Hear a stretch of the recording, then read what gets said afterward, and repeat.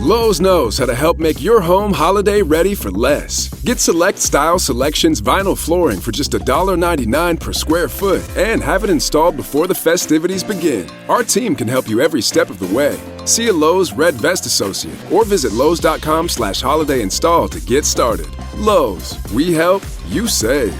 Basic install only. Date restrictions apply. Subject to availability. Installed by independent contractors. See associate for details. Contiguous U.S. only. If you're a maintenance supervisor at a manufacturing facility and your machinery isn't working right, Grainger knows you need to understand what's wrong as soon as possible. So when a conveyor motor falters, Grainger offers diagnostic tools like calibration kits and multimeters to help you identify and fix the problem. With Grainger, you can be confident you have everything you need to keep your facility running smoothly. Call 1-800-GRAINGER, click Grainger.com, or just stop by. Grainger, for the ones who get it done.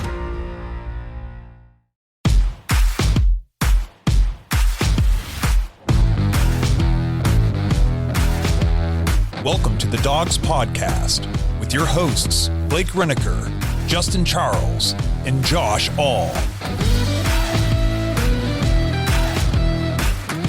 What's up, Browns fans? Welcome back to another episode of the Dogs Podcast, brought to you by Manly Bands. Another suck-ass performance by the offense. It's going to be a long season, everybody. I know, at least for me, like, a lot of people are really butthurt and been out of shape. I'm just kind of like, I'm already at the point of, well, whatever, because this is what we expected out of the Browns. I picked us to not win really any games 4 months ago when I saw the schedule get released. So just nothing that is happening so far is in the least bit surprising to me. So I guess I'm just numb to it already. I'm super pumped to be numb to the losses by week 2. Good job, Cleveland. I appreciate that. Before we get into all the nitty-gritty details of this game, though, remember, if you want to get your thoughts and intros on the show, head to thedogspodcast.com, tap leave voicemail on the drop-down menu. If you're watching on YouTube, please like and subscribe. Make sure you tap the notification bell so you don't miss any of the content that we're putting out. You can find us on Apple and Spotify if you prefer to just listen to the show, and you can also find us on any of the major social media platforms. Just search at the Dogs Podcast. Lastly, if you want more Dogs content, head to jointhedogs.com, become an official Dog Pack member on the Patreon page, access to the private Discord, fantasy football with us. Obviously, you're too late this year, but you'll be here next year for all these leagues. It's a week-long therapy session because you're going to need it this year if you're watching these games. So you need people to bounce your thoughts and your ideas off with the Browns. This is the place to be. Jointhedogs.com. Become the official Dog Pack member. Well, guys, another hurt game. Like I mentioned quickly, Browns were taken behind the woodshed, 41-17.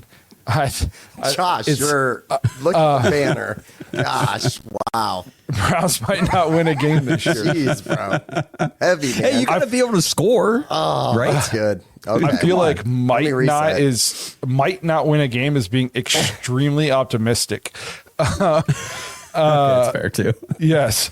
So tough game for the Browns. And like I said, this is one of those things where nobody should be acting surprised. There should be little surprise. Some people kind of thought like this offense was going to be better this year. I had zero expectation of that, especially when Quinshon Judkins was not signed yet. And we'll get to his performance today. I thought that was an encouraging thing.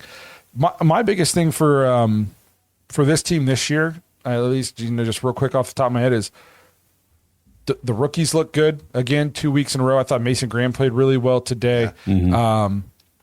And we made our kicks today, which was nice.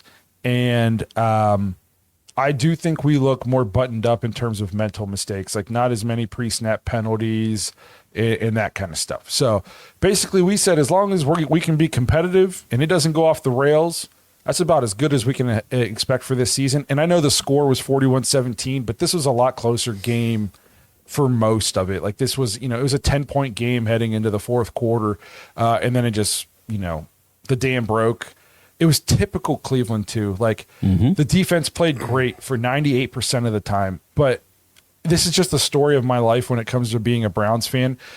The offense can be struggling for an entire game and the defense is just keeping us in it, playing lights out. And then the offense finally gets a spark. They finally get a bounce to go their way and we get a touchdown and we make it a 10-point game. And it's like, holy crap, It's a 10-point game heading into the fourth. The Ravens give up tons of fourth quarter leads. Maybe we got some magic in there. And then that's the drive that the defense comes out and just completely forgets how to play. Like it's like the Browns defense can have one bad drive a game, and it's always immediately after we score a touchdown to make it interesting. And they just immediately come out and give the 7 points right back up. I don't know what it is. Our defense was amazing again today for 99.9% of that game.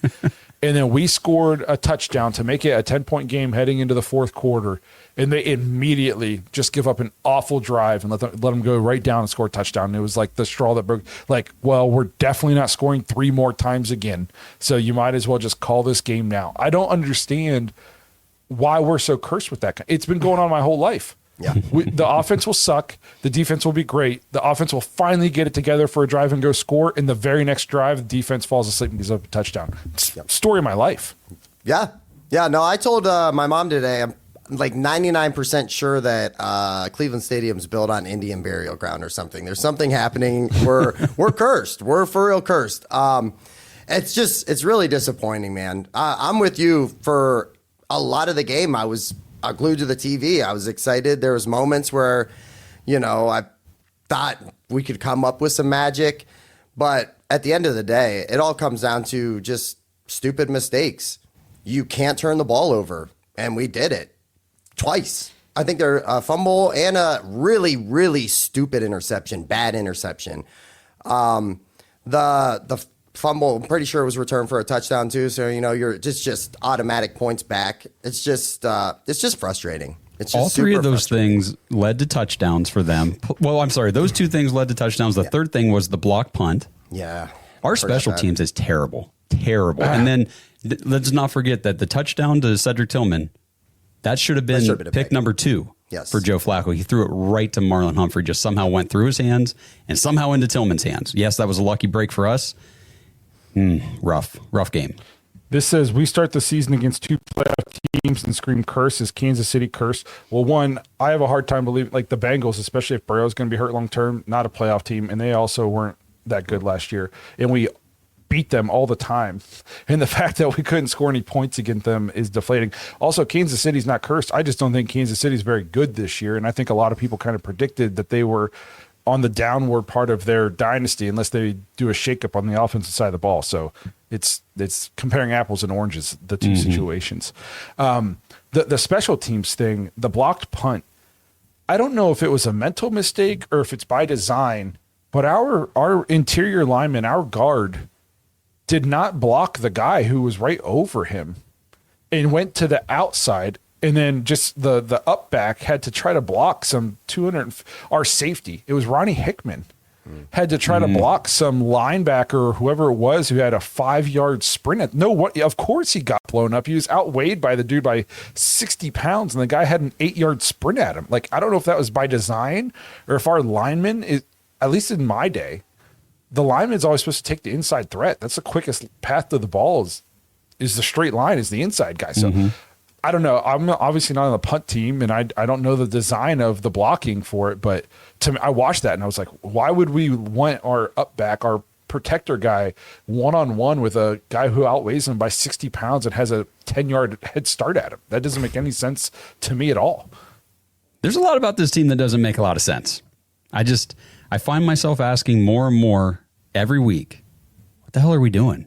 In so many different situations that it's really getting frustrating. And, we can have a long-term discussion about this team at some point, but for today's game, like Justin said, way too many mistakes. You cannot turn the ball over like that. And then,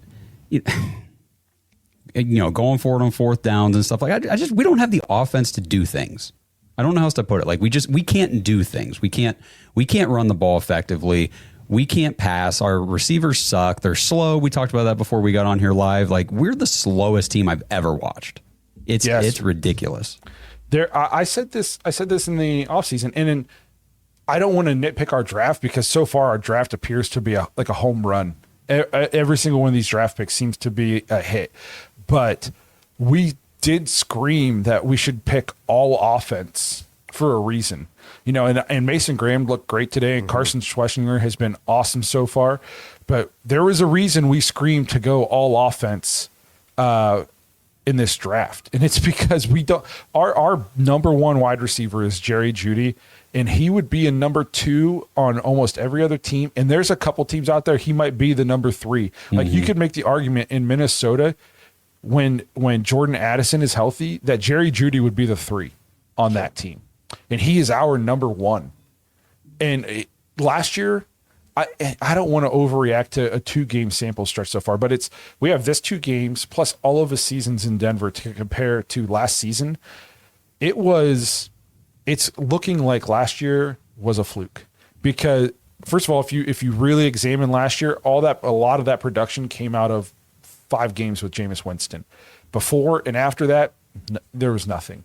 He lit it up. That we had a stretch where he went off with Jameis Winston, and since then it's been bad. Led the league in drop passes. Even with being 6th in receiving yards last year, he still led the league in drop passes. He's dropping passes this year. He had one nice catch today. One nice catch, and it was followed up by dropping one that hit him right in the chest. Yeah. Yeah, I mean, and that's something like Denver fans were all over our comments, like after we traded for him and stuff, said, good luck with the drop passes and all that stuff. And it's like, okay, they were right. It's just what he does. And, going back to like the draft picks, we screamed yes for offensive players, and we went defense, and those guys look good. Mason Graham, Carson Schlesinger, like we have an elite defense, which is awesome. They're really great to watch for like 2.5 quarters. That elite defense doesn't matter.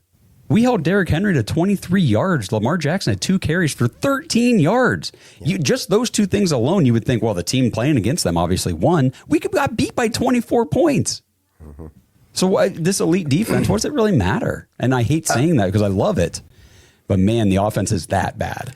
About the offense, too, like as far as the receivers, there's no threat. Like there's no deep threat. There's no guy that can, take the top off. There's no guy that can even kind of affect anything on the defense. They're all everything so far has just been either short or 7-8 yards down the field. There's nothing. We can't just bomb one straight down the field. There's no over the top threat. There's no. Even like Isaiah Bond, I know he's our fastest guy, but I kind of felt like today he was pretty ineffective. You know what I mean? For all the speed and all that. So I don't know if it's just the offense. I don't know if it's we don't really have any good players. So much of our offense is like these short little passes. How many times too where guys are catching the ball with their back to our end zone? Like can we anybody catch one in stride? Like, can we catch one running at full speed so maybe we have a chance to break a tackle and make a big play? I don't know if that's the offense or if it's just like we don't have – Joe Flacco was under pressure, I felt like, all day today. Yeah. Nobody's open. Said, like you guys have said, we have to be the slowest professional offense maybe in the history of the league. I watch us, and it's like there is zero explosiveness. I saw this stat. Let me pull this up real quick because – I was like, this is wild. The Browns are on an 8-game losing streak, longest active losing streak in the league. And in those 8 games, the offense is averaging, hold on to your britches here, 13.1 points per game. The last time this team put up 20 points was in week 13 versus the Broncos last year. The Browns passing offense during this span is 236.4 yards per game, 10 touchdowns, and 17 interceptions. That's bad, it sounds about right. Based on what we've watched, that all sounds absolutely accurate, bro. That was Earl to Pearl, by the way, on X. He shot him out. He said there's absolutely nothing creative or explosive about the Browns offense, even with a young offensive mind as your new OC. Sometimes things just are what they are and what they are not. Some people are upset with Stefanski on this. If I'm going to be upset with anybody for the offense right now, it's got to be Andrew Berry. We can't draft a wide receiver. We trade for wide receivers that are good. Like Amari Cooper was good, but Amari Cooper's leaps and bounds better than what Jerry Jeudy is. So like we traded for Jerry Jeudy, and it's not the Amari Cooper deal. And we don't have Zay Flowers. We don't have a guy that you can just send on a 10-yard dig and he just outruns the guy who's in man coverage. Or you just get him the ball in the soft spot of the zone and he's so fast and twitchy that he just makes the first guy miss. We don't have it. We don't have that. We don't have anything. We have Njoku, who's like a big rumbling, tumbling guy, and that's it. Yeah, that's it. And then, I mean, you got a situation today where, I mean, both of your tackles aren't even in the game. You got, Jack Conklin's already missing games, and, Cornelius Lucas is over there at right tackle, and then DeJuan Jones is in and out of the lineup all day with whatever the guy's name is that we picked up off of whoever's I don't remember who he was now. Leviston, that was it, yeah. Because of the heat? Like, this offensive line, we dropped the ball. We blamed a lot of this lack of run game on Ken Dorsey, and it appears. Sorry, I wasn't winking at you. My contact was dry. I was like, did I miss something? Yeah, but we blamed a lot of this lack of run game on Ken Dorsey, and a lot of this offense on Ken Dorsey. Maybe it turns out it wasn't Ken Dorsey. Yeah, maybe we just aren't good. And they got old. Good. They got older very, very quickly. And even like before that, I think maybe Nick Chubb covered some things up for us. Made them than what they are. A lot better than they probably, were. And it really sucks because, like Ethan Posick came in, it was really great the first year, and he's been not even close to as good since then. Yeah. Wyatt Teller was great that first year and part of that second year, and we loved him. And I freaking love Wyatt Teller, but it pains me to say he's not what he was.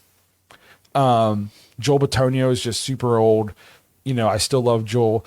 DeJuan Jones in now the lineup because of it. Was it even that hot? Like, you play on one side of the ball, bro. You know what I mean? And Jack Conklin can't stay healthy. Like, and it's not like you're sustaining, 10-play drives. No, it is interesting though. As bad as this offense was, okay, which we're all talking about just how bad this offense was. We had 3 more passing first downs. We had 5 more rushing first downs. 2 of their first downs were from penalty. We didn't get any first downs from penalty, so they were aided in penalties. We were 7 of 18 on third down. They were 3 of 12 on third down. We outgained them by 80 yards. We each had 12 drives, and we had more passing yards than them. We ran 20 more plays than they did. Yes, and we our time of possession, we beat them in the time of possession, and we had the same amount of penalties for 14 more yards. So neither team was heavily penalized, and we got beat 41-17. Right, that's blown out. Right, blown out because you can't stop turning the ball over, and because you can't not get a punt blocked, and also it killed us.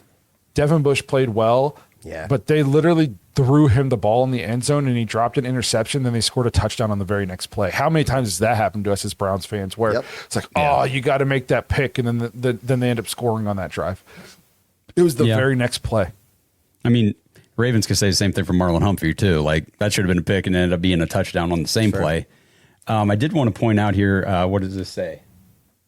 Decently small. I can't read this. It's too small on my screen. It just says you guys never hold the coach responsible. These checkdowns do not cut it. Well, when it comes to these, like, I know we're not doing like a whole lot of the pre-snap penalties. That was a lot of the crap from last year.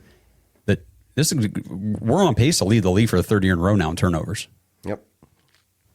And this offense is pathetic, and we don't score more than 20 points ever. I think Kenny Mack has a voicemail later we're going to play.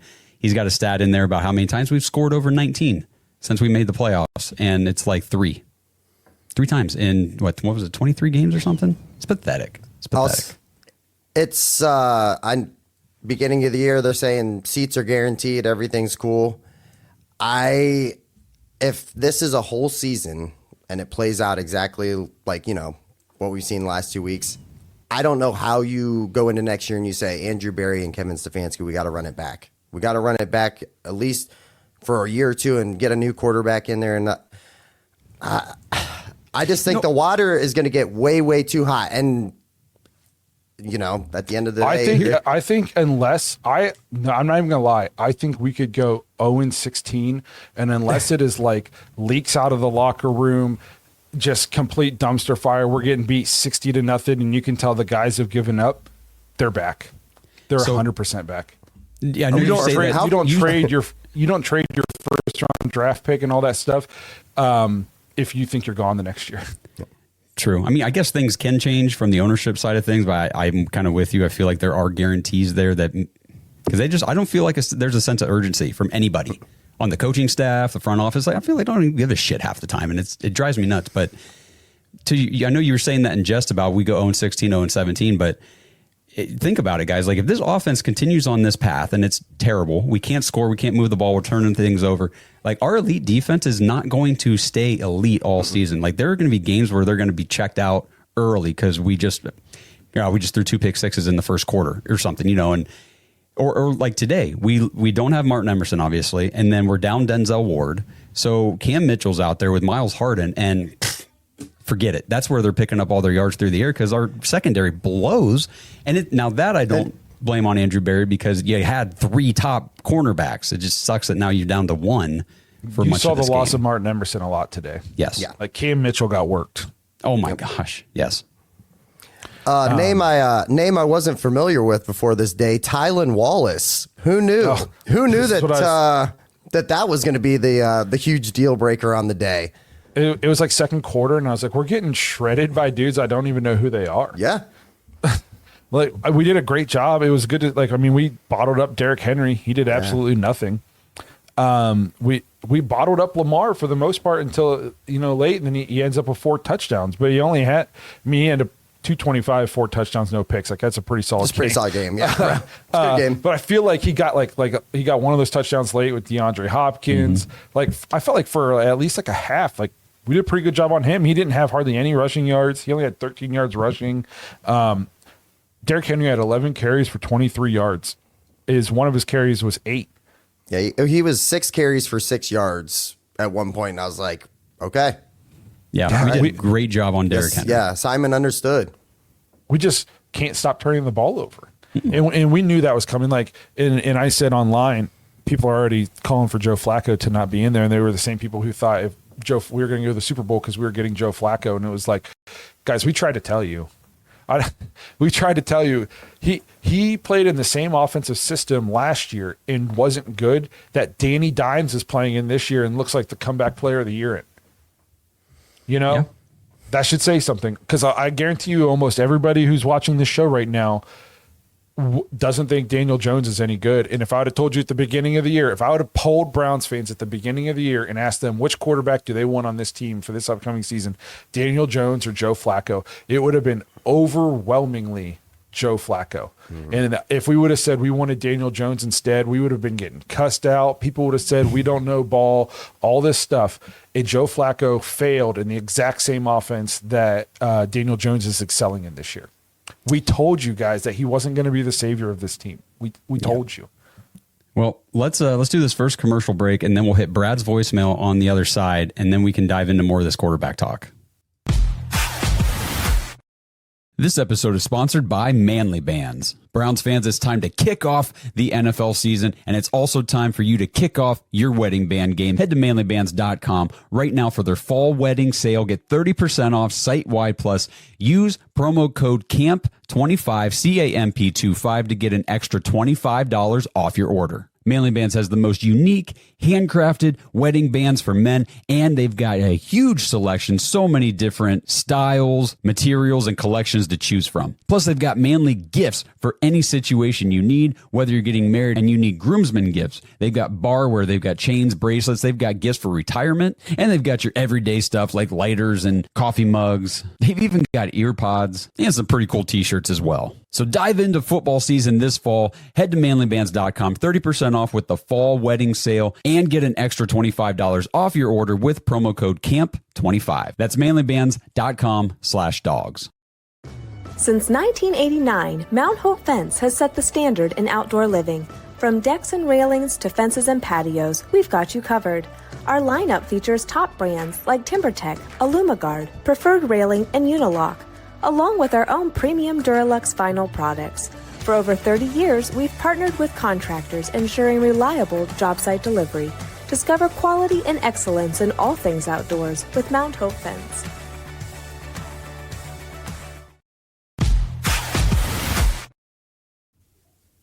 All right, Welcome back. Dive into anything or just hit Brad's voicemail quick? Let's just go straight to Brad's voicemail. What's up, Dog Pound? It's Brad, Moneymaker. Dylan Gabriel. Might as well start the backup chant for the backup QB. I mean, Yeah, today was not Joe Flacco's day. I don't know, man. The whole offense was a disaster. Now, the Ravens defense is good, but man, we just couldn't get nothing going. And when we did, it was too late. And then, I don't know, man, Quinshon Judkins looks promising. All the rookies look pretty promising, honestly, which is good for the future. The defense looked good until they were totally spent and exhausted, and we lost a bunch of people to injury. Offensive line was injured too, but maybe 0-17's on its way. Hopefully not, but it could happen. So it's gonna be a long season. Drink up, boys. Let's go. Roof, roof, roof. I like so.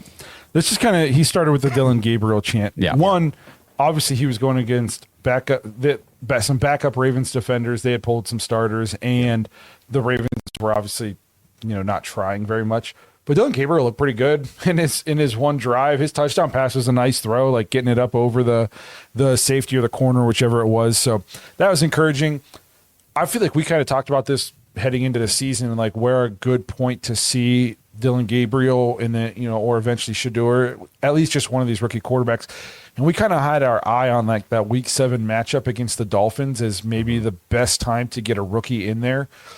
Just go now.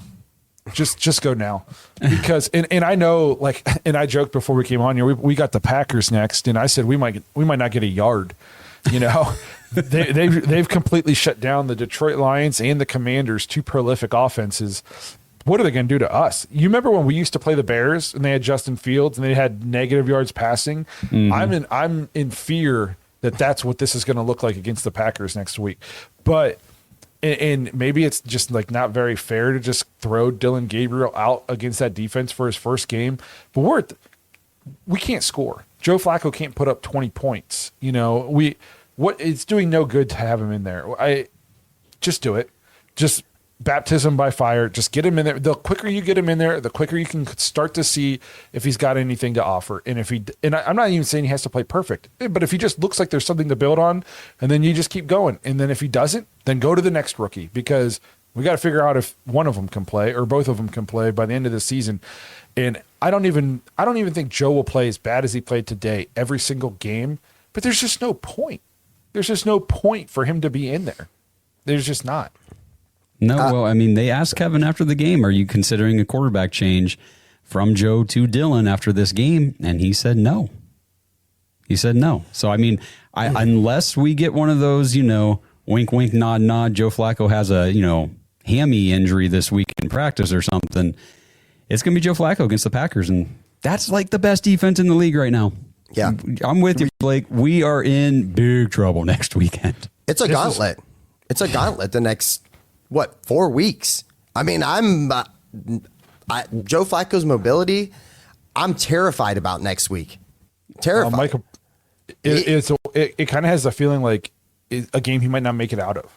Yeah. Yeah. Dylan Gabriel will probably play in the game, just not by design. Which sucks, Yeah. One thing that Brad said I wanted to address is, he kind of like said, the Ravens are a pretty good defense. They gave up 41 points last week. Mm-hmm.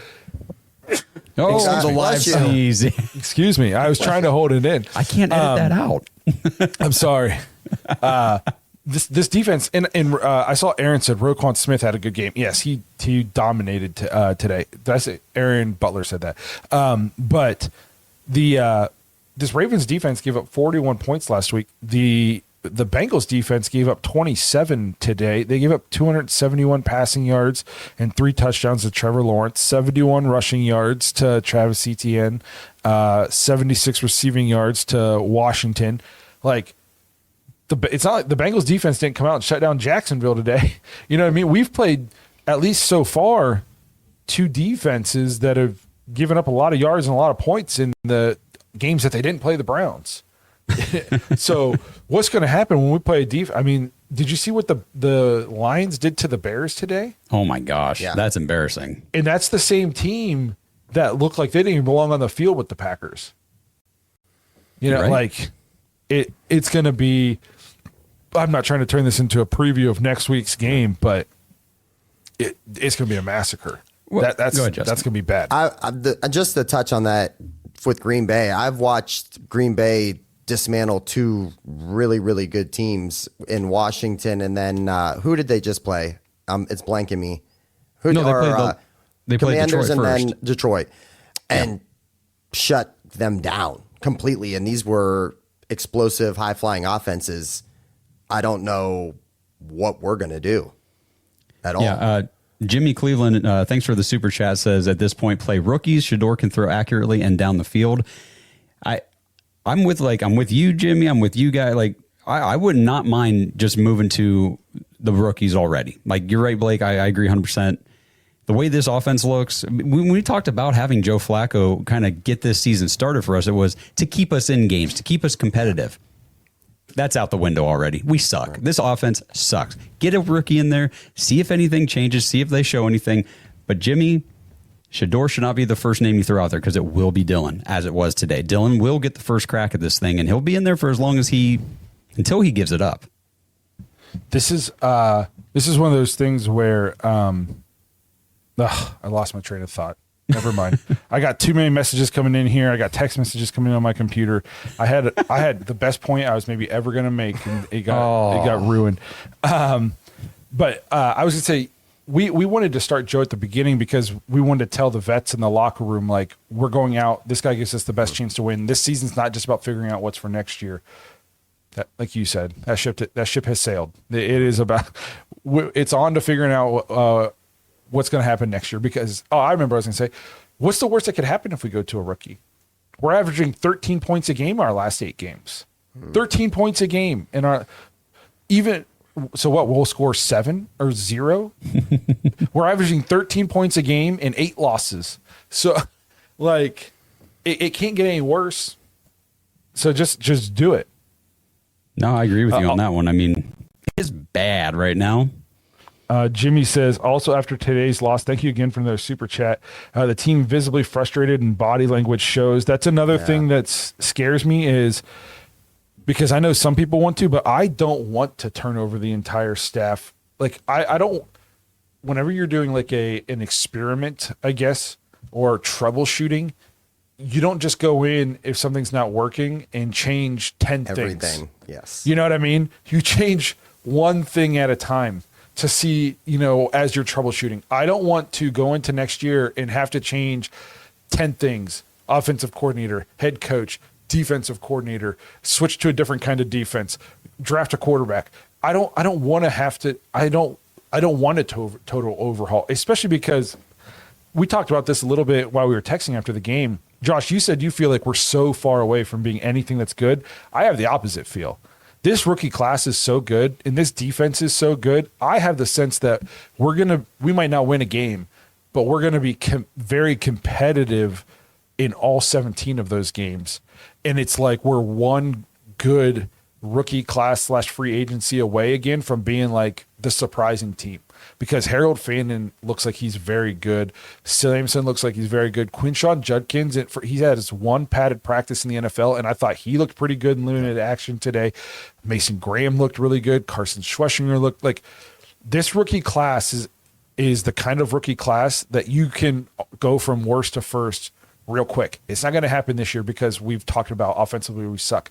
But if you can have if you hit 5 more starters again in next year's class and 3 of them are on the offensive side of the ball, and then you bring in 1 or 2 difference makers in free agency and pair that with this rookie class, I don't know. I don't get the sense that we're 10 years away. I get the sense like we got to take our lumps this year and get these young guys some experience that is going to be very good for them heading into next year, where like we could take a big leap next year if we hit on the draft again. It obviously is all dependent on hitting on the draft again, but that's how I feel about this team. Like I'm zero. I don't want to say I'm not mad because it sucks that the season's already over, but the season never began for me. I knew we weren't going to win any games. This is 0%. I knew this is the way it was going to go. So I wanted to see were our rookies going to be good?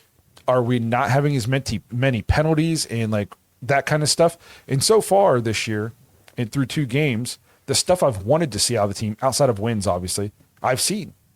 So I don't know. Maybe my expectations are just different this year compared to other people. I just am at the point now in this whole, and we've had the same regime the entire time we've done this podcast. So we kind of started when this regime came into being. And I've like I said things during the game when I was kind of like, because I was at a party today and I was like kind of just watching things real quick on my phone, and I would say things to people that I'm like, it sounds like something I said last year and the year before, almost like making an excuse as to, well, why it's like this or what would be better whenever we get that. And like, how many years are we going to go making the same excuses for the same coaching staff, for the same front office, and we're going to come out here and have another losing season? And then it's like, well, next year, if we just do this or get this and that. When was the last time we had good offensive players? This regime, they've never gotten them. We haven't had good offensive players since 20. We had like a healthier OBJ. We had a good Jarvis Landry. We had a prime Nick Chubb. We had a David Njoku who was coming back. We had a Baker Mayfield in his best year in Cleveland. We had good offensive players since that season. And we went in for Deshaun. We haven't had good offensive players. And maybe like for 1 year, we maybe could have for Deshaun's first year, but he was suspended for 11 games. And it turns out he sucks. So whenever, like, this is why I think that it's such a black stain, the Deshaun trade, because it made everything that we've done look so bad. Deshaun was supposed to elevate a lot of these players. We gave this guy $230 million and said, we don't need to have these elite level guys on this offense because we have this elite level quarterback who's going to raise the play of all these guys. And then he didn't. And we're stuck with all these mid guys and no quarterback. Of course, the offense is going to look bad. Well, you can't just correct that overnight. Like you should be able to correct it over 4 years. Yeah, but or at least it isn't over 4 years. To go downhill every year. His first season, he missed 11 games. His second season, he got hurt. But right before he got hurt, he led the comeback. Obviously, you're going to bring him back thinking the next year he's going to be good. The next year, he sucked and then got hurt again. You know what I mean? Like, this guy was supposed to elevate the offensive players around him, and he just never played up to the way he was supposed to. But we still gave him all the money. There's no way to get around. Like, you can't just be like, oh, well, he got hurt. I guess I'll just go get another Pro Bowl quarterback and add a number one receiver real quick. That's not the way it works. We didn't have any first round picks. We didn't have any money. How are we supposed to revamp the offensive side of the ball when you don't have any first round picks and you don't have any money to spend? I'm talking the same things during games, like play calling things, or why are we doing this in this situation? Why are we, we're turning the ball over, or we're jumping offside, or whatever the case may be. I'm like, this is. But we're not doing that this year. We're not doing that this year. We had penalties today. It wasn't a ton. We had 6. Okay, that's not that many in an NFL game. That's not that many penalties. That's the exact same amount that the Ravens had today. Okay, well, I guess they're great then. I'm not saying they're great. I'm just saying. I'm just saying. I don't understand what are when you go out and you get Deshaun Watson, and we can go back and pull clips from this saying we don't need to have a number one. These guys. We don't need to have 10 All-Stars around him. This isn't Baker Mayfield. We have the elite quarterback, and then the elite quarterback came in and was never elite, but we still gave him elite. Okay, I'm just saying that I'm not making excuses for the next 5 years for this regime because they made a bad trade 10 years ago. At some point, enough is no enough. matter who you get in, they're still going to be dealing with that trade. Maybe we just need there's still going to be we finally got our first round picks back, and we're going to finally have money again. But they've been cleaning up the mess of that. Which, by the way, this podcast was very pro, so I don't think we can dump crap on them. Yeah, but you're allowed to change your opinion with new information. I'm no longer very pro the mistake. I was pro before the mistake. Yeah, but now I look at it and say, okay, we need to do better now. But I don't understand what the expectation is. I don't know. I don't know what you think you're going to do. You knew we were going to. That doesn't mean I have to be okay with it. Why do I have to sit here and say, "Oh, the Browns suck. This is wonderful. I'm so happy every year." I'm not saying it to be wonderful. I'm saying you have to have realistic expectations for. We picked us to go 0-17. Realistic expectations are when your team sucks. Any other NFL team makes changes. We do the same shit every year and get the same results. But my argument is we're not doing the same thing this year. Yeah, we have way less penalties. We have way less penalties. We have 4 turnovers so far, but we can all agree that 2 of them were fluke turnovers. So we have like 2 legitimate bad turnovers, and we have significantly less penalties than we would have at this point last year. And a blocked punt and a fumble return for a touchdown. It's the same shit. It's just a different year. A turnover. I disagree. Especially when you knew it was going to happen. You don't have good players. I'm just saying, just because I didn't expect us to be good doesn't mean I have to be okay with it. I mean, I guess like maybe I'm just dead enough inside, but I didn't think we would score any points this year, and I didn't think we would win any games. So the fact that we have not won any games and not scored any points, here we are. Like, I don't know what we thought. I think it's very fair to have waning trust right now. You know what I mean? I completely understand that. It's fair. It's completely fair. I'm also very anti just roll the whole organization over, because I feel like I've watched us do that every 2 to 3 years for my entire life since this organization came back in '99.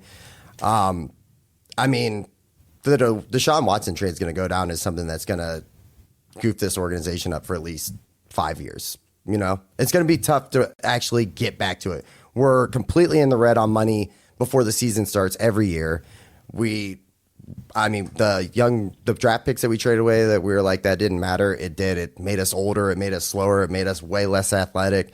So I get it. But at the same time, I absolutely was on board at that point. I was like, this is probably the best quarterback that this organization has ever seen since '99. And it just completely blew up. So, it is what it is. We've all also been on the record saying that if we had the opportunity to do that trade again, we would have, because at least we took the shot and we weren't complacent. So if we're pro the trade, we've been pro saying that we would do it again because at least they didn't just sit on their hands and settle for mediocrity. Then how can we not then give them the chance to get out from underneath it? That's my point of view.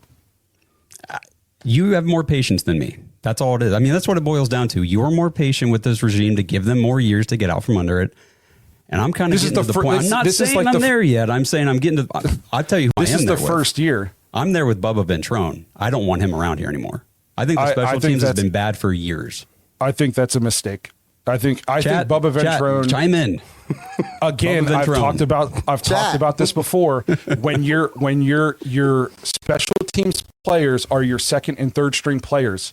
So when your starters are not good, how bad are your second and third string players? If you don't have good depth, your special teams will not be good. We have undrafted free agent. But by all means, keep all the people making these decisions. That's what I'm saying. Guys, can I stop you just for 1 second? Can I stop you guys for 1 second? I don't think coaching, Bubba Ventrone can't go out there and make Ronnie Hickman not get blown up. Yeah, but who put him there? Who's going to play there? You would think somebody. You made the point that you knew the type of person that should be playing that spot. Why doesn't Bubba? I said that the person playing the spot, that's almost always a safety. I don't know what the blocking scheme is. Well, either way, they blow. Like if your starters are not good, your depth is tested. Your special teams are not going to be good because your starters aren't even good. Of course, your special teams aren't going to be good. There's people playing on your special teams that shouldn't even be in the NFL. That's not necessarily, as somebody I've never coached the NFL, but I've coached football. We like this. There's only so much this roster coming into the season, though. There was nobody on this team that we thought shouldn't be in the NFL. Almost our entire offense. We couldn't say. How can you? But the entire offense is not playing punt. That's what I. No, Justin, no. Chime in. But if the players on the punt team aren't good enough to be on the offense, they're probably. You know what I mean? Our offensive players are D-level players. So their backups that are on the punt team are F-level players. You're filling your special teams with F-level players. And I love the people making those decisions. Again, you can't just correct that in one offseason. Okay, let's see how many it takes. Let's see how many it takes. This is the first year that we have decided to move on from Deshaun. Deshaun Watson is one player, though. That's the thing. Like the rest of this team, you can build the rest of the team with other. No, you can't. So because you don't have any free agency. They've had no other draft picks other than you don't have any money. You don't have any money, and you don't have any first round draft plenty picks. Of money. Oh my God, no, they don't. They fandangled the books, but you can only do that so far. You can't go out and add a Justin Jefferson when you're giving your quarterback $230 million. Well, no shit. So that's what I'm saying. There's This is the first year where we've said we're moving on from Deshaun. This is like and he's still on the team. We're still paying him. Yep. And this is the first year we've had first round draft picks because of that. So I just don't understand. Like we're losing patience. The year that we knew we were going to suck, this is the year we're losing patience. Yes. Like you knew we were going to suck. If anything, I would have lost patience last year, the year before, when we were supposed to be good. We knew we were going to suck. Well, that's where the patience started being lost. At least for me. So can I announce something for you guys real quick? Just change the scene a little bit on this. I just got a update on my phone. Joe Burrow is feared to have suffered a grade 3 toe injury, is going to have surgery, and he's going to be out about 3 months. Just had that come through my phone. Just to say something else for a second, and then go ahead and continue, boys. You know. Well, how about this? I'm going to hit this other commercial break real quick, and then we'll hit Kenny's voicemail on the other side. If you're a custodial supervisor at a local high school, you know that cleanliness is key, and that the best place to get cleaning supplies is from Grainger. Grainger helps you stay fully stocked on the products you trust, from paper towels and disinfectants to floor scrubbers. Plus, you can rely on Grainger for easy reordering, so you never run out of what you need. Call 1-800-GRAINGER, click Grainger.com, or just stop by. Grainger, for the ones who get it done.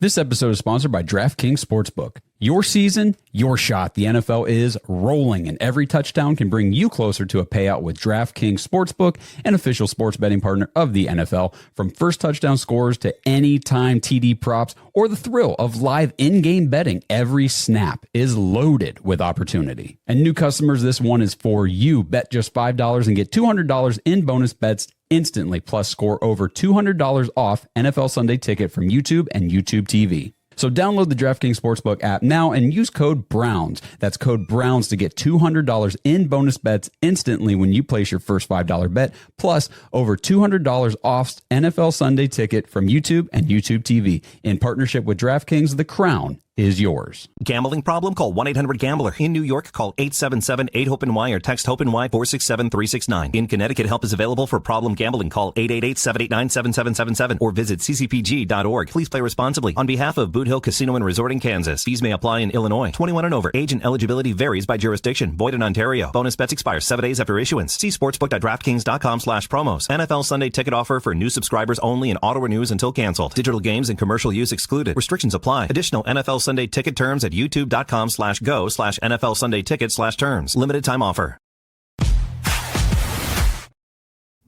For everybody in the chat, Justin just messaged and said, you guys are spicy tonight. If you guys are new to the show, you've missed some good, good Lord, some good head-to-heads in the past. Oh my God. I couldn't even get a word in. I didn't even know what the topic we were even talking about anymore was. Are we talking about Ventrone? Are we talking about firing everybody? Good Lord. I'm ADD. Stay with me here, boys. Come on now. All right, we got Kenny. Let's let Kenny get us back to this game. Well, guys, it is Kenny Mack here, and all week I heard about how angry the Ravens are about blowing the lead last week. But, tell me why the Browns shouldn't be more angry. I mean, yes, we blew a lead, but man, we haven't won a game since November 21st. So forget about that we had more yards spin that we do every week, or what if I told you the garbage time stats that would add it on don't matter. I mean, here's the real number. Since clinching the playoffs versus the Jets, December 28th, 2023, the Browns have scored more than 19 points 3 times in 23 games. That's it. We got a 2-time coach of the year, supposed offensive genius, and we're stuck at 16 points a game. This sucks, man. Our defense needs more. And the other thing is this, we have like 5 turnovers a game. And what I mean by that is, yes, we have turnovers. Yes, our turnover differential sucks, but it's the constantly going for it on 4th down, the missed field goals. It's the block punts that all lead to points that were to the other team. It's got to stop. It's not winning football. Anyways, guys, good luck the rest of the season. I'm out. Something that's crazy also with the whole, just how bad we are on offense and how low that points per game is the NFL makes it a point to make sure that the offenses go absolutely crazy. They make it a point to give offenses almost like an advantage. And we have not taken that advantage, unfortunately. It's loud. We have to. Somebody said in here that it's everybody's fault except for the trash O-line and the coach. Maybe you weren't here at the beginning. We talked about how bad this offensive line is until, and I've said this a million times, until we get a running game going, we're never going to score points. No. Because as you, again, get into the red zone, all of a sudden passing becomes increasingly difficult because you don't have as much room to operate. And you need to have a run game to be able to, stay ahead of the chains, stay in 3rd and short. And all of a sudden you're in 2nd and 8, 3rd and 9, and you're inside, at the 25 and you don't have any room to operate. And then you end up settling for a field goal. And then your kicker only makes 50% of his kicks. So until we get some kind of running game, consistent running game, we're going to struggle on offense. And I'm not even saying like if Quinshon really gets going and becomes way better, like we're going to go from what we are now to, like the Peyton Manning led Broncos, but it'll be better, like I think we'll be able to score some more points. And just kind of talking about that run game, what did you guys think of Quinshon's debut? I'll tell you, Josh, I super encouraged. The kid's got wheels. He's got speed. The thing that I love the most is he had that one run and he trucked a guy. The dude hit him, and I've watched our guys just absolutely crumble. First contact. We can't get anything after contact in the run game for the most part. And then he just basically just knocks 2 guys over, picks up another like 5-6 yards, or it was more than that. He actually was like 10 or something like that. But I'm super encouraged by it. It's a nice change of pace. He's the kind of running back that we've been missing. We don't have a big guy that can just run it through the gap and punish you a little bit. Yeah, what I saw from Quinshon Judkins today was encouraging, like you guys said, but also at the same time made me doubly positive that our offensive line is trash now, because this guy ended up with 10 carries for 61 yards, 6.1 a carry. Hey, that's pretty nice. Before he ripped off that 31-yard run in the fourth quarter, late in the fourth quarter, he was 8 carries for 29 yards, 3.6 a carry. And that's good. Like, that's good for our running game. 3.6. Hell, I'll take that every time. Better than the 1 point whatever last week. So even Quinshon Judkins is having trouble getting through this line. I mean, and this is a guy with vision and speed and burst. And what I like about him is when he gets hit, he's still falling forward. Mm-hmm. He's picking up an extra half a yard or a yard after he gets hit. And that's what we need, because that wasn't Ford. And Sampson's a good runner too, but he's just too small to do that. Right. So I think the future is bright for Judkins. We just need a freaking line. I did think I was encouraged with Judkins. Like, he took a handoff out around the edge, and I feel like any of our other running backs would have been a 1 yard loss, and he was actually able to get the edge and get like a 6 yard carry. And he didn't dance it to the freaking sideline. Yeah. No, he got the edge and just went. And I was like, oh, hey, we have a fast running back again. That's kind of crazy. And I thought even Ford had a couple tough runs today. Somebody in here said the two safety defenses really stunted offenses the last couple of years. We kind of saw that, like, teams started doing that against Mahomes and the Chiefs because they were, this high flying offense, and it's just kind of like picked up everywhere. This is why we said, like, the run game is going to become more and more important. The NFL kind of goes in swings and shifts, and I think we're shifting back to how important a run game can be. Obviously the quarterback is still going to be important because a good quarterback can even open up your run game if he's a threat to make a play. And if he's, they know, like, we have to cover people because he'll beat us. If you're not even really worried about covering people and you can just blitz and because the other team's quarterback sucks, like, that's going to kill your running game. But I was encouraged what I saw. I think he's had one padded practice in the NFL, and he's been out of practice now for 2 months, 3 months, whatever it has been. So I think I don't expect a good game this week. I don't, I don't expect a good game out of anybody this week. But I think he showed glimpses of, like, why we should be excited about his future in Cleveland. Absolutely. Yeah, for sure. I mean, he definitely kept himself in football shape, which is encouraging too. I mean, as far as his, like, work ethic and off the field stuff, he was still focused and all that. So that was good. I agree. Next week's going to be rough. Our expectations need to be, if you have low expectations, you need to lower them more. Like, they're not low enough. You need to raise that patience up, brother. It's going to be tough next week, dog. The thing that really cracked me up about today, so it's, whether it was the Baltimore or the NFL or whoever decided to do this 30th year celebration on the day that they host the Browns in Baltimore and all this stuff, we talked shit in the media all week. Jerry Jeudy said their secondary presents no challenges.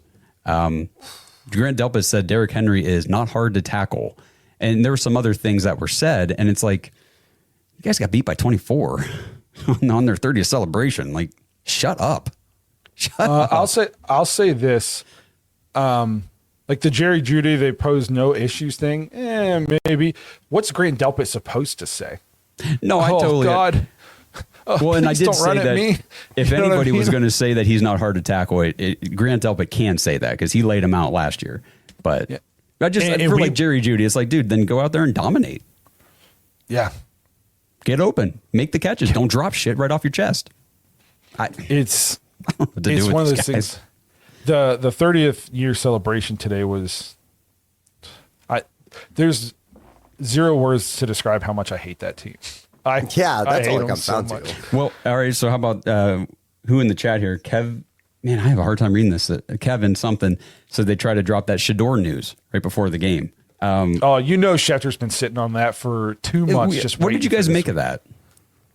I didn't even read the article. All I saw was that he reached out and said, "Don't draft me." And I didn't even think it was real. I literally looked at it and was like, that's fake Shador news. For some reason, he was doing a press conference after the game, the emergency quarterback, and they asked him about it.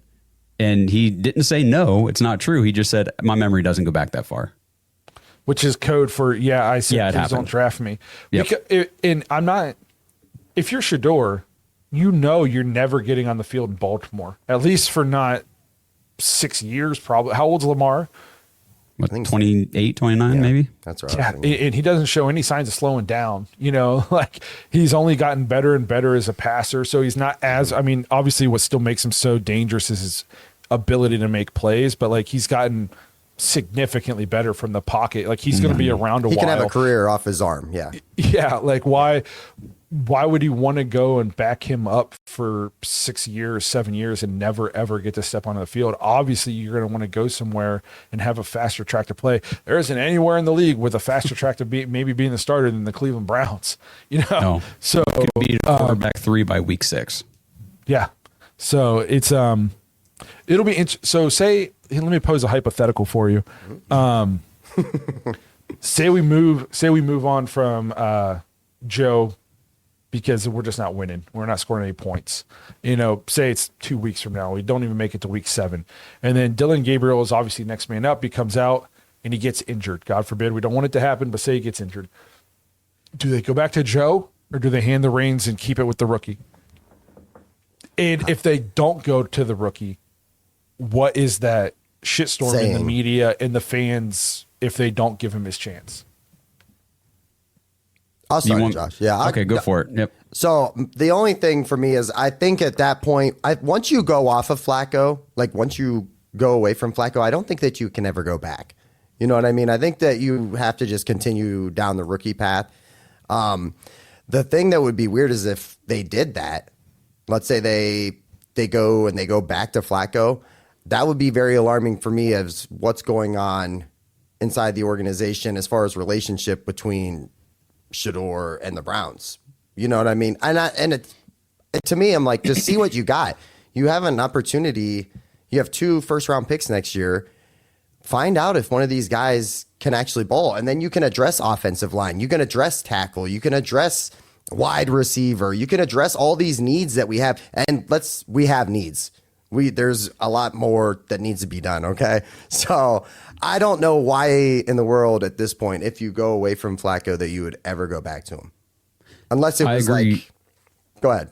I agree 100%. Like once you move off of that, then it's evaluation time. Yeah. And for me, the 2 first-round picks next year, the evaluating these 2 guys, Dylan Gabriel and Shador Sanders, is becoming more and more important every week that I watch college football.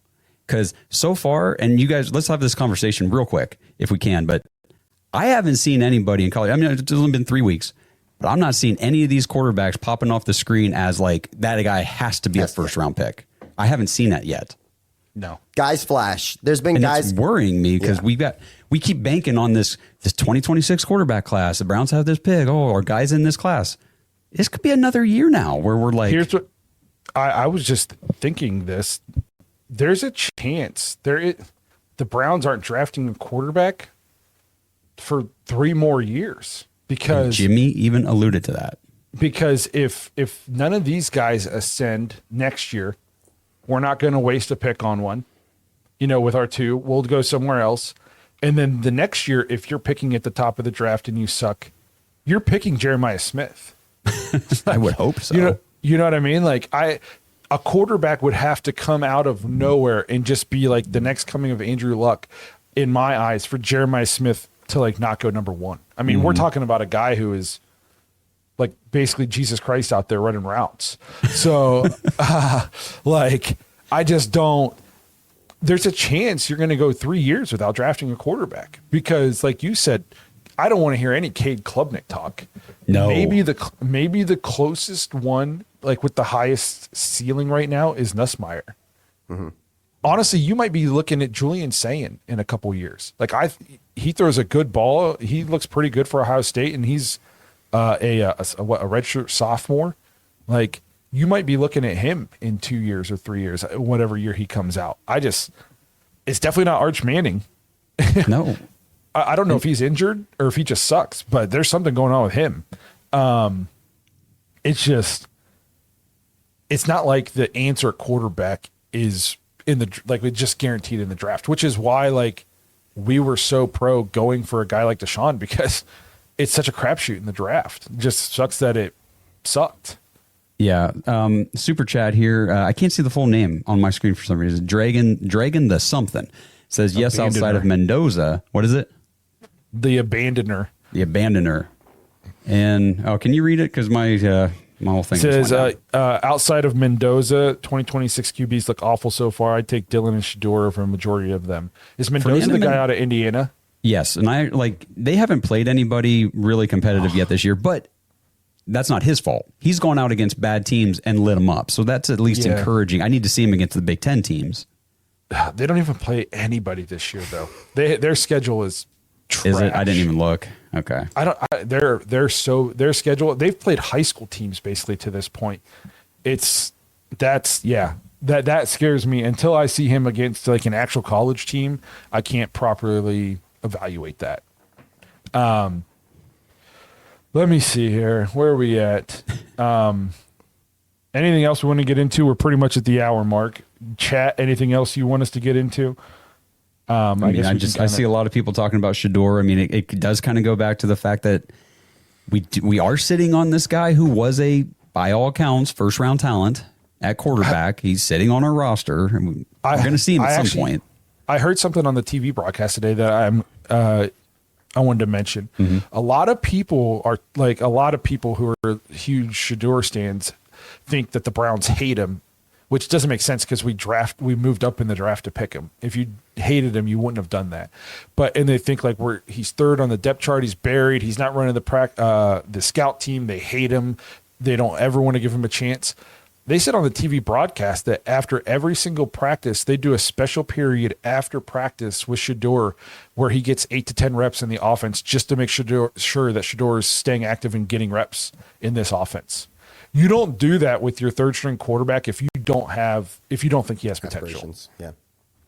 Yeah. So I agree. I thought that was a really interesting thing they said on the broadcast that I hadn't heard. I hadn't heard that from any of our local media. So I don't know where they got that information from, but if that's true, like that tells you they know that there's maybe something there, and we saw him in that second preseason game. It was not good, and they don't want to throw him out there and destroy the kid. If they really do think he could be good, down the road, they're doing everything they can to kind of nurture that and slowly bring him on like a Jordan Love kind of situation.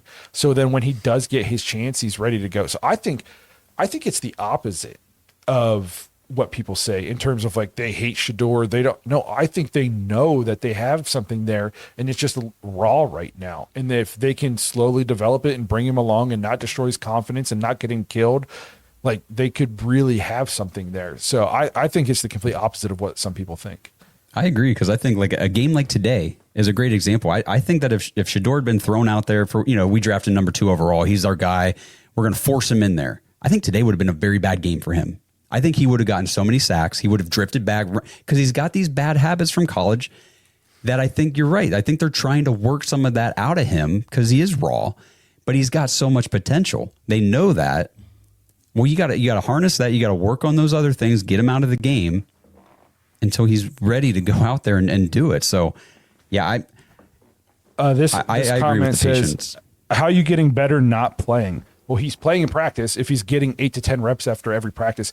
And yes, you get better by playing in the games. You can also destroy your career by going out there before you're ready. Welcome to Cleveland. Yeah, This guy's that's right. a Cleveland fan. I was going to say, as a fan of Cleveland, I can promise you that at some point in this year, we will see both rookies starting games probably. Yeah, this won't be like no a 3-year. doubt in my mind. No. Let's let him develop for 3 years like Jordan Love or whatever. Yeah. No, we'll see him this year. Yeah. It will If you're happen. not a Browns fan, yeah, he's going to be playing. Yes. Like you didn't hear Jordan Love fans like saying that the Packers hated him. Obviously he was playing behind Aaron Rodgers, which is different than playing behind Joe Flacco. But the concept's the same. Don't throw him to the wolves. Even Patrick Mahomes sat for a year. Don't just. You can ruin the guy's career by just destroying his confidence. A guy like David Carr for the Texans back in the day was, number 1 pick, and they put him behind basically a screen door of an offensive line and just destroyed him. He got beat up and he was just no confidence, gun shy. You think he runs into sacks now and holds the ball and stuff? Put him out there for 5 games in a row where he's just getting murdered because nobody's open and all that. You're just going to destroy the kid. Then all of a sudden you start seeing ghosts. Well, and let's that's all great with Shador, but let's not skip over Dylan Gabriel either, because he's the next in line. Obviously, he's the backup quarterback. We saw him in the preseason, and for the most part, he looked sharp. He had a couple mistakes in the first game. The second game, he came out and was pinpoint, just boom, boom, boom down the field.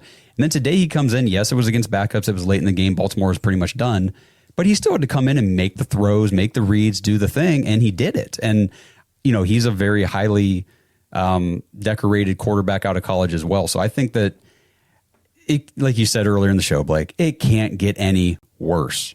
At some point, we do need to move to Dylan, and let's see. I think that all the reports about him being more ready to be in a game and start a game between him and Shador, I think that's probably true.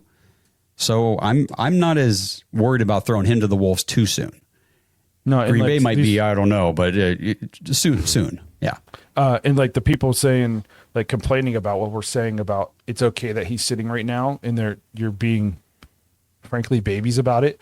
All of us wanted to draft Shador basically at 2. Yeah. We're all 3 Shador guys all day. Yep. Yes. I need a quarterback. I'm desperate. Take him at 2. I was that guy. All 3 Shador guys. We're just okay with not butchering his career before it ever has a chance to get up and going. Amen. So, all right, we'll wrap this thing up. We appreciate you guys being here. We appreciate you guys hanging out through the spiciness. Me and Josh are okay, I promise. We do this from time to time, guys. It's okay. Yeah, it's fair. It turns out that you can have like a good football talk on here and then like we're still okay. Like, hey, I was a kid. Yeah, but we appreciate you guys being here, sticking through the tough times this season. I wish I could tell you it's going to get better. It's not. But we're going to be here every Sunday night to help you guys get through it. Maybe be muy caliente some more in the following weeks. We might be too. We very well could be. So we appreciate Justin's you guys like, being here. No, guys, please don't. Justin's like, I'm just going to check out. Hashtag deep e-dog. So for everybody out there real quick, Justin's like very confrontation adverse. Am I right? Absolutely. Non-confrontational. It makes you very uncomfortable. Yeah, I hate it. I am just a very loving, fun guy. I don't like confrontation. Yep. It's just not my thing. But like, and you two are. We'll argue. It's no big deal. We don't care. Yeah. So love it. Justin used to love I should it just very be much the when we were in mediator. studio. I should just be the mediator, just sit in between you two. Okay, now your time, Josh. Hey, it makes for good TV. TNT, we know drama. The kids don't even know what. Is TNT even still around? I don't watch. I don't know. Okay. I have no idea. I'm old. I recognize that reference. Oh yeah, I do too. All right. We appreciate you guys being here, and we'll see you guys later this week when we're talking about the upcoming matchup with the Packers. Ugh.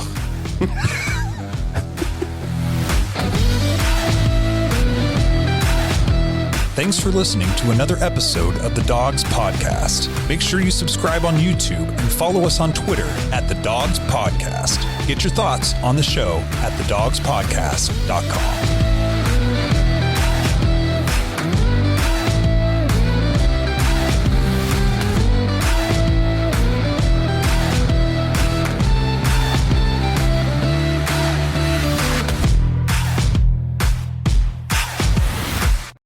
This episode is sponsored by BetterHelp. Browns fans, if you're like me, the stresses in life only increase the older you get. Your family, your job, your bank account, just a few things that drive the cycle of stress every day. And if you have people constantly depending on you, it can put a heavy weight on your mental health. What if I fail? What if I'm not good enough? Why does no one appreciate everything I'm trying to do for them? If these thoughts have ever darkened your day, 1, you're not alone, and 2, I highly recommend talking to someone, and that's where BetterHelp could be the right resource for you. Head to BetterHelp, HELP.com/dogs, DAWGS for 10% off your first month of talk therapy. Just fill out a simple questionnaire and BetterHelp will match you with the best therapist for your needs. And if it's not the right fit, you can switch therapists at any time for no extra cost. BetterHelp is 100% online.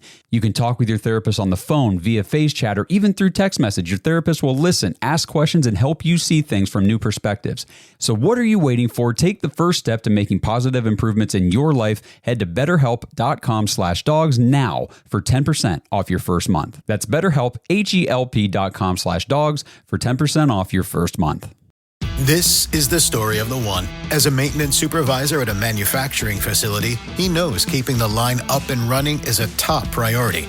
That's why he chooses Grainger. Because when a drive belt gets damaged, Grainger makes it easy to find the exact specs for the replacement product he needs. And next day delivery helps ensure he'll have everything in place and running like clockwork.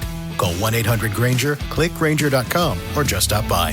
Grainger, for the ones who get it done.